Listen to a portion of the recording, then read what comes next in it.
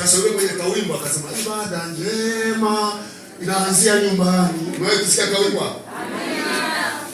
Anasema kama vile nyumba ingepewa masikio ya kusikia, ingepewa mdomo wa kusema, ingesema hawa wasiimbishe leo.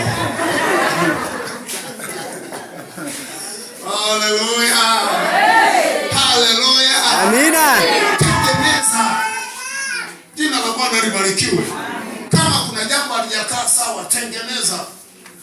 Liweke sawa, likae sawa. Jamani, muda wa kuondoka umefika. Unapoona mambo haya yanatokea huko duniani, wala usifikie yanatokea kwa bahati mbaya. Unapoziona hizo vita zinatokea, usifikie zinatokea kwa bahati mbaya. Sasa watu wanafikiri yale mambo ambayo yameorodheshwa kwenye kitabu cha Mathayo 24, wanafikiri yatatokea kwa mpigo. Hapana.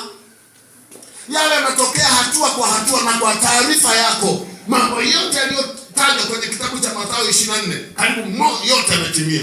Kilichobakiwa sasa hivi ni Injili. Na kwa taarifa yako, Injili inahubiriwa kufa na kupona. Una simu, utaiona Injili. Kuna watu wanahubiri pale, wanakutumia na ujumbe, okoka, muamini Yesu. Unasema saka baraka baru, anasema akiwa tumesikia Yesu.